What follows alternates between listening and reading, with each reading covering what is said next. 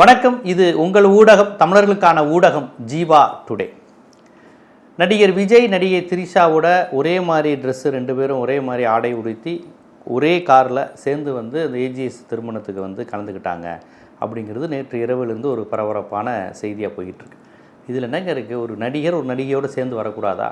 ஒன்றா சேர்ந்து நடிக்கிறாங்க, இத்தனை வருஷமாக இருக்கிறாங்க, படத்துலையே சேர்ந்து நடிக்கிறவங்க நிஜ வாழ்க்கையில் சேர்ந்து வர்றதுல என்ன இருக்குது? ஒரே காரில் வர்றது, பேசுகிறது, கொள்வது, பழகிறது, ஒரு திருமணத்துக்கு ஒன்றா வருது, இதெல்லாம் ஒரு பெரிய செய்தியா அப்படின்னு கேட்கலாம். கண்டிப்பாக அது ஒரு செய்தி கிடையாது. ஒரு நடிகர் நடிகன் இல்லை, ஒரு ஆணும் பெண்ணும் ஒன்றா சேர்ந்து வர்றதுக்கு அவங்க கணவன் மனைவியாக இருக்கணும், காதலர்களாக இருக்கணுங்கிறதுலாம் அவசியம் கிடையாது. நண்பர்களாக இருக்கலாம், ஒரே அலுவலகத்தில் வேலை பார்க்குறவங்களாக இருக்கலாம். ஒரு வாங்க நீங்களும் அங்கே கல்யாணத்துக்கு போகிறீங்களா, நானும் போகிறேங்கிற மாதிரி போகிறதுங்கிறது ரொம்ப சாதாரண விஷயம்.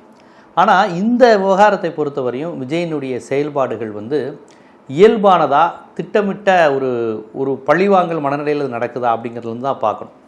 நயினா நாகேந்திரன் அவர்கள் திரிஷாவை விட்டு வெளியே வா அப்படின்னு ஒரு வார்த்தையை சொன்னபோது நம்ம எல்லாருமே கண்டித்தோம். ஏன்னா திரிஷாங்கிறவங்க அவங்க ஒரு தனி மனிதர். விஜய்ங்கிறவர் அவர் ஒரு திருமணமானவர், அவங்களுக்கு ஒரு மனைவி குடும்பம் இருக்குது, இவங்க தனி திருமணம் ஆகாதவங்க, இவங்க வாழ்க்கையை அவங்க வாழ்ந்துக்கிட்டு இருக்காங்க. திரிஷர் இவரை போய் இன்னொரு நடிகரோடு இணைச்சி, அந்த நடிகையை இணைச்சி, அந்த பெண்ணை நீங்கள் விஜயை விமர்சிக்கிறீங்கிற பேரில் அந்த பெண்ணோட தனிப்பட்ட வாழ்க்கையிலே நீங்கள் தலையிடுறீங்க. அவங்க ஏதோ விஜயோட வானா பேசினா இது என்ன அர்த்தம் அப்படின்னு அப்படியே ஏதாவது யாருக்கு யாரோட ஒரு தொடர்பு, உறவு, நட்பு இருந்தாலும் அதை ஒரு அரசியலாக்குறலாமா, அதை நம்ம பேசலாமா அப்படிங்கிற கேள்வியில் நான் தான் அதை கண்டித்து போட்டிருந்தேன். திரிஷாவை விட்டு வெளியே வான்னு விஜய் அப்படின்னு நயினா நாயகன் சொல்லியிருக்கக்கூடாது. அரசியல் ரீதியாக விமர்சனிங்க, பணியுரை விட்டு வெளியே வா, மக்கள் பிரச்சனையே பேசவான்னு சொல்லுங்கள், நாங்களும் அதை பேசிக்கிட்டு இருக்கோம். திரிஷாவை விட்டு வா அப்படின்னா அது நமக்கு தேவையில்லாதது, இது அவங்க மனைவி சம்மந்தப்பட்ட விஷயம், இது நம்ம பேச வேண்டிய அவசியம் இல்லை, இப்படி பொது வழியில் நீங்கள்லாம் பேசக்கூடாதுன்னு கண்டிச்சே நான் வீடியோ போட்டேன், உங்களுக்கே தெரியும். ஆனால் இப்போ எதுக்கு திரிஷாவோட சேர்ந்து வந்தது குறித்து நம்ம பேசணுன்னா, அவங்க மனைவி டைவர்ஸ் வேணும்னு கேட்டிருக்கிறாங்க. அது அவங்களுடைய உரிமை. 5 ஆண்டுகளாக பேசாமல் ஒரு வன்கொடுமை பண்ணியிருக்கிறாங்க. குடும்ப வன்முறை சட்டத்தில் இவர் மீது வழக்கு பதிகிற அளவுக்கான விஷயங்கள் இருக்குது. அவர் ஒரு மனநோயாளி மாதிரி நடந்திருக்காரு, சைக்கோ மாதிரி நடந்திருக்கிறாரு. மனைவி மகள்கிட்டயே பேசாமல் அவங்களுடைய பொருளாதார சுதந்திரத்தை முடக்கி அவங்கள ஒரு மாதிரி ஏதோ அவங்களுக்குள்ளே என்ன பிரச்சனை தெரியல, ஏதோ ஒரு உளவியல் ரீதியாக இவங்களை பாடாப்படுத்தியிருக்கிறாரு. அதனால் அந்த டைவர்ஸை சமூகத்தில் பொது வெளியில் போடுற அளவுக்கு கொண்டு வந்துட்டாங்க. 28 வருஷம் குடும்பம் நடத்தினவங்க, ஒரு கோடீஸ்வரர், பணக்காரர், சினிமாவில் இருக்கிறாரு, அப்படியே குடும்பத்தை மெயின்டைன் பண்ணிடலாம் தான் அவங்க நினச்சிருந்துருப்பாங்க. இதை போய் என்ன வெளியேந்து பார்க்க எப்படி தெரியும்? இந்த ரசிகர்கள்லாம் விஜய்க்கு ஒய்ஃபா, எவ்வளோ பணம், எவ்வளவு காரு, ஆத்தி, எவ்வளோ காஸ்ட்லியாக வாழலாம். இதுதான் விஜய் ரசிகர்களுடைய அறிவு லெவல். குடும்பம், வாழ்க்கை, அன்பு, பாசம், காதல் குறித்து அந்த உயரிய விளிமியங்கள்னால் என்னென்னு விஜய் ரசிகர்களுக்கு தெரியாது. ஆனால் சங்கீதாவுக்கு அப்படி இருக்கணும்னு அவசியம் இல்லை. ஏன்னா விஜயை பக்கத்துலேருந்து பார்க்குறாங்க, விஜயை பற்றி எந்த மலைப்பும் வியப்பும் அவங்களுக்கு இருக்காது. விஜய் யாருங்கிறது உலகத்தில் எல்லாரையும் விடையும் 100க்கு 1000 விழுக்காடு நல்லா தெரிஞ்சவங்க அவங்க மனைவி. அது அவங்களுடைய தனிப்பட்ட விஷயம், அதுக்குள்ளே போக வேண்டியதில்லை. அவங்களுக்கு பிடிச்சிருக்கோ பிடிக்கலையோ என்னால் வாழ முடியாதுன்னு டைவர்ஸ் நோட்டீஸ் அனுப்பியிருக்கிறாங்க. விஜய்க்கும் அவங்களுக்கும் 5-6 வருஷம் பேச்சு இல்லைன்னா, அவங்க டைவர்ஸ் கேட்குற அளவுக்கு இருக்கிறாங்கன்னா, விஜய் டைவர்ஸ் கொடுத்துட்டு போயிட வேண்டியதானே, இவ்வளவு தானே. இப்போ டைவர்ஸ் கொடுக்குறத யாரும் தப்புன்னே சொல்ல முடியாது. விஜயும் கொடுக்கலாம், எனக்கு இவங்களோட வாழ பிடிக்கலன்னு கொடுக்கக்கூடிய உரிமை அவருக்கு இருக்குது, சங்கீதாவுக்கு இருக்குது, சட்டத்துலேயும் இருக்குது, நம்ம சமூக பழக்க வழக்கத்துலேயும் இருக்குது. அதுதான் சரியும் கூட. ஒரு விருப்பப்பட்டு தான் வாழணும் அப்படின்னு அவசியம் கிடையாது. கட்டாயப்படுத்தி எப்படியும் 25 வயசில் கல்யாணம் பண்ணிட்டாங்க, நாங்கள் சாகிற வரையும் ஒன்றா தான் இருக்கணும்னு அவசியம் இல்லை. பிரச்சனைனா பிரிஞ்சிடலாம், இதை யாரும் தப்புன்னு சொல்ல மாட்டாங்க. ஆனால் விஜய் அதை கூட கொடுக்கல, மனைவியை இருக்கிற மாதிரியும் காமிச்சிக்கிட்டு அவர் குடும்பப்படுத்தியிருக்காருங்கிற ஒரு விஷயம். அதை விட முக்கியம், நாம் பேசினது இவங்களுடைய தலைவர் விஜய் அவங்களுடைய மனைவி டைவர்ஸ் கேட்ட அடுத்த நிமிஷம் அந்த பெண்ணினுடைய ஒழுக்கம் குறித்து இந்த விஜய் ரசிகர்கள் பேசினாங்க. அதை கண்டித்து அனைத்து இந்திய ஜனநாயக மாதர் சங்கம்ங்கிற இடதுசாரி அமைப்பு கண்டித்து இது என்னது, விஜய் மீது வழக்கு பதிவு செய்யணுன்னாங்க. ஏன்னா தன்னுடைய மனைவியை பற்றி தன்னுடைய ரசிகர்கள் இழிவாக பேசுகிறத ரசிக்கிறார், ஒரு கொரூரமாக ரசிக்கிறார். ஓ மனைவி மக்களை பற்றி அவன் ரொம்ப கேவலமாக பேசுகிறாங்க.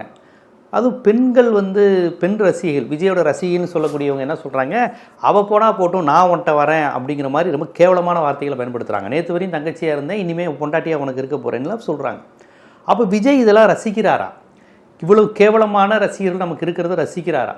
அப்போ விஜய் திரிஷா நேற்று போனதை நம்ம எப்படி பார்க்கணுன்னா, ஆமாம் திரிஷா தான் பெண்ண, அவங்க கூட மரியாதையாக ஒரு நடிகைன்னு குறிப்பிட்டிருந்தாங்க, இவங்க ஆமாம் நாங்கள் ஒன்றா தான் போகிறோம். அதுவும் நடிகை சங்கீதா அவர்கள் ஒரு வார்த்தையை சொல்லியிருந்தாங்க, அவர் என்கிட்ட பிரிந்திருக்காரு, ஏற்கனவே என்னை குடும்பப்படுத்திக்கிட்டு இருக்கிறாரு, நான் அதெல்லாம் கூட வெளிப்படுத்தலை, இன்னொரு நடிகையோடு அவர் வாழ்ந்துக்கிட்டு இருக்காரு. அதுவும் எனக்கு உடன்பாடு இல்லை, அதையும் அவங்க சொல்லியிருக்கிறாங்க. அதையும் அவங்க சகிச்சுக்கிட்டு தான் இருந்திருக்கிறாங்க. ஆனால் அந்த நடிகை இவரோட இருக்கிற மாதிரி ஃபோட்டோவை போட்டு சங்கீதாவை வந்து ஒரு கேவலப்படுத்துகிறாங்க. நீ எல்லாம் ஒரு ஆளே இல்லை, உன் புருஷன் என்கிட்ட தான் இருக்கான் அப்படிங்கன்னு அவமானப்படுத்துறதுக்குல பொது வெளியில் எல்லாருக்கும் தெரியட்டும், சங்கீதா டம்மி, த்ரிஷா என்கிட்ட தான் அவன் புருஷன் இருக்கான்னு எல்லாருக்கும் பொது வழியில் தெரிகிற மாதிரி போட்டு அவமானப்படுத்துவதையும் குறிப்பிட்டு அவங்க போட்டிருக்கிறாங்க. இந்த நிலையில் விஜயும் நீ என்ன ஃபோட்டோ போடுறது, நான் தான் கையை பிடிச்சே கூட்டிகிட்டு போகிறேன், நாங்கள் ஒன்றா தான் போவோம், ஜோடியாக தான் போவோங்கிற மாதிரி அவர் போனது. ஏற்கனவே இன்னொரு நடிகை திருமணத்துக்கும் அவங்க தனி ஃப்ளைட்டில் 2 பேர் மட்டும் தனியாக போனாங்க அப்படிங்கிற ஒரு செய்தியெலாம் வந்தது. அப்போ மனைவியாக அவங்களுக்கு வந்து தான் கணவனை வந்து இன்னொரு பெண்ணுடன் இன்னொரு நடிகையுடன் இருக்கதை 2 பேருமே மாறி மாறி வெளிப்படையாக பண்ணுறாங்க. ஆமாம் நான் இப்படித்தான் அப்படின்னு. அப்போ தன்னுடைய மனைவியை கொடுமைப்படுத்துவது, டைவர்ஸ் தராமல் இருப்பது, மனைவியை அசிங்கப்படுத்துவது, இது எல்லாத்தையும் ரொம்ப ஓப்பனாக செஞ்சுட்டு இன்றைக்கி அதை அப்படித்தான் செய்வேன்னு வேற அந்த திருமண நிகழ்ச்சியில் 2 பேர் போயிருக்கிறாங்க. அதனால் இந்த விஷயத்தை இப்படி தான் பார்க்கணும் ஒழிய இது ஏதோ 2 பேர் சேர்ந்து போகிறது யாரும் கண்டு வேற ஒரு நடிகையும் இப்படி போகிறத யாரும் இவ்வளோ பெரிய விஷயமா பேச மாட்டாங்க. ஆனால் வேண்டுமென்றே மனைவியை அவமானப்படுத்துவது, அசிங்கப்படுத்துவது, மனைவி வயிறு எறியட்டும் அப்படிங்கிற மாதிரியான மனநிலையில் தான் அவர் இருக்கிறார். இவர் தான் தமிழ்நாட்டு மக்களுக்கு மாநில உரிமைகளுக்காக பேச போகிறாராங்கிற கேள்வியிலிருந்து பல்வேறு கேள்விகளை ரசிகர்களை கேட்கணும். நீங்கள் யோசிச்சு பாருங்கள், ஒரு தலைவனுக்கான பண்பும் இல்லை, சக மனிதாபிமான பண்பும் இல்லை, அடிப்படை சுயநலமிக்க சராசரி ஒரு புருஷன், என் குடும்பம் என் பொண்டாட்டின் மட்டும் இருப்பான் பாருங்கள் சுயநலமான, அந்த அடிப்படையான புருஷனாகவும் ஒரு அப்பனாகவும் இல்லாமல் எவ்வளவு குரூர மனம் படைத்தவர். அதனால தான் அவங்க மனைவி பதறிக்கிட்டு டைவர்ஸ் நோட்டீஸ் கேட்டுக்கிறாங்க. இந்த எலெக்ஷன் டயத்துலேயும் அரசியல் டயத்துலேயும் அவங்க போடுவதன் பின்னணியில் திமுக இருக்குது அப்படி இப்படிலாம் சொல்கிறாங்களே, திமுக இருக்கோ இல்லையோ சங்கீதாவே ஒரு அரசியலில் ஜெயிக்கக்கூடாதுன்னு நினைக்கிறாங்க. ஏன்னா 28 வருஷம் இவர்கிட்ட நான் வாழ்ந்திருக்கேன், இப்படி ஒரு சைக்கோ கிட்ட மனநோயாளிக்கிட்ட இந்த தமிழ் சமூகம் மாட்டிடக்கூடாதுன்னு அந்த ஈழத்தமிழ் பெண்ணு மனசுலாம் நினச்சிருக்கிறாங்க. எனக்கு சங்கீதாலாம் இதுக்கு முன்னாடி யாருன்னு எனக்கு தெரியாது, நம்ம யாருக்குமே தெரிஞ்சிருக்கல. ஆனால் நல்லா யோசிச்சு பாருங்கள், ஏதோ கொடூரமான புருஷன் என் வாழ்க்கை கேவலமாக அழிஞ்சு போச்சு, இப்படி ஒரு புருஷன் மனநோயாளி எனக்கு கிடச்சிட்டாரு, நான் சகிச்சுக்கிறேன். ஆனால் இவரெலாம் அரசியலில் ஜெயிச்சிட்டா, இந்த மனநோயாளியான என் புருஷன் அரசியலில் ஜெயிச்சிட்டா எவ்வளோ கேவலமாயிரும் தமிழ்நாடுங்கிற பதட்டத்தில் தான் சங்கீதா போட்டிருக்காங்க. எலெக்ஷன் டயத்தில் அரசியல் இருக்கானா பொலிட்டிக்கல் இன்டென்ஷன் இருக்குன்னே எடுத்துக்கலாம். ஆனால் அது ஒரு எனக்கு தெரிஞ்சு அவங்க ஒரு பதறாங்க. ஐயோ இத்தனை திரைப்படம் பார்த்துருப்போம், கெட்டவன் புருஷன் கெட்டவனாக இருப்பான், ஆனால் பொண்டாட்டி நல்லவனாக இருந்து ஹீரோவுக்கு ஹெல்ப் பண்ணுவான். என் புருஷன் இந்த மாதிரிலாம் பிளான் பண்ணியிருக்காரு, இத்தனை பேரை கொலை பண்ண, எப்படியாவது காப்பாற்றிருங்கன்னு. அந்த ஃபோனை வைக்கும் போது வில்லன் பின்னாடி இருந்து சிரிச்சுக்கிட்டு இருப்பான். நாசரோ ரகுவரனோ பொன்னம்பலமோ எனக்கு தெரியும் எப்படி அவனுக்கு இந்த செய்தியெல்லாம் போகுதுன்னு தெரியும். கடைசியில் என் வீட்டில் இருந்தே போகுதுன்ட்டு பொண்டாட்டியை கொண்டுருவார். படத்தில் வில்லன்கள் தான் அவளை கொடூரமாக இருப்பாங்க, ஆனால் ஹீரோ மாதிரி படத்தில் நடிக்கிறவங்க நிஜத்தில் என்ன மாதிரியான நபர்களாக இருக்கிறாங்கன்னு தயவுசெய்து தெரிஞ்சுக்கோங்க. அதை அம்பலப்படுத்த தான் சங்கீதா போட்டாங்க. சங்கீதா சொன்ன மாதிரி நான் மனநோயாளி தான், அடுத்தவங்களை வேதனைப்படுத்தி குரூர சிந்தனை உடையவர்னா, அடுத்தவங்க மனசை என் கூட வாழ்ந்த மனைவியை கூட கொடூரமாக சிதைக்கிற, உளவியல் ரீதியாக கொடுமைப்படுக்கிற சைக்கோதாங்கிற மாதிரி வேணுனே சங்கீதாவை வெறுப்பேற்றுறதுக்காண்டி அதை செய்வதுங்கிறது ஏற்புடையது அல்ல. பொதுவாக ஒரு பெண்ணை பற்றி தப்பாக பேசினா நம்ம ஏற்க மாட்டோம். நீ த்ரிஷாவை பற்றி நைனா நாயந்தன் பேசின போது நம்ம உடனே கண்டித்து போட்டோம். ஏங்க இதெல்லாம் என்னங்க இது, விஜயை பற்றி பேசுங்க, அரசியலை பற்றி பேசுங்க, அவர் மனைவி அவர் யார் வீட்டுக்கு போகிறாருலாம் பேசலாமா நம்மளே போட்டோம். ஆனால் இப்போ பேசுவது என்பது விஜய் வந்து இதை ரொம்ப பிளான் பண்ணி பண்ணுறாரு, தனிப்பட்ட வாழ்க்கையை பேசலாமான்னு ஏதோ பெரிய விஜய் முற்போக்கு சிந்தனை உடைய ஒரு மாதிரி கிடையவே கிடையாது. விஜய் இப்படி த்ரிஷா திருமணத்துக்கு போனதுக்கான பின்னணி என்ன தெரியுமா, என்னோட ரசிகர்கள் நான் எவ்வளோ கேவலமாக இருந்தாலும் அதுக்கு நியாயம் கற்பிப்பான் அப்படிங்கிற அந்த மனநிலை தான். விஜய் வந்து பொண்டாட்டியோடு இருந்தாலும் மகிழ்ச்சி அடைவாங்க. நான் 5-6 பொம்பளையோட போவேன், விஜய் மேடையில் பேசினாலும் கை தட்டிட்டு 5-6 பொம்பளைங்க வந்து எங்கள் தலைவன் குப்பை பொறுக்கிறவன் 10 பொண்டாட்டி வச்சுருக்கிறான், செருப்பு தைக்கிறவன் 7 பேரை வச்சுருக்கிறான், என் தலைவன் கோடீஸ்வரன் பணக்காரன், அதனால் அவன் 100 பேரோட போவான், நாங்களும் தங்கச்சியாகவும் இருப்போம் பொண்டாட்டியாகவும் இருப்போம்னு பேட்டி கொடுக்குறாங்கன்னா, ஒரு தலைவன் நம்ம பின்னாடி இப்படியா ஒரு கூட்டம் இருக்குன்னு கண்டிக்கணும், வேதனைப்படணும். நடிகர் அஜித் குமார் பொது வெளியில் தன்னுடைய ரசிகர்கள் வந்து கடவுள் அஜித் தலை அப்படின்னு கத்தும்போது, இது தேட்டர் இல்லை, போ ஓ வீட்டை பாரு, இங்கே வந்து கத்தாத, பப்ளிக் நியூசன்ஸ் பண்ணாதங்கிறார். ஓட்டு போகிற இடத்துல அஜித்தை டிஸ்டர்ப் பண்ணுற மாதிரி செல்ஃபோன் காமிச்சு செல்ஃபோனை பிடுங்கி வச்சுட்டு கொஞ்சம் நேரம் கழித்து கொடுத்தார். எதுக்கு செல்ஃபோன் எடுக்கிற, ஓட்டு போட வேண்டிய இடத்துல ஓட்டு போடாமல் செல்ஃபோன் செல்ஃபியை எடுக்கிறேன்னு கேட்டார். அப்போ தன்னையை வச்சு ஒருவன் அநாகரிகமாக நடந்து கொள்வதை அஜித் விரும்பலை. தன்னையை வச்சு ஒருத்தன் பொது வெளியில் அநாகரிகம் நடந்து, ஆனால் விஜய் வந்து விரும்புகிறாருங்க, தன்னுடைய பொண்டாட்டியை அநாகரிகமாக பேசுகிறதே ரசிக்கிறாருங்க.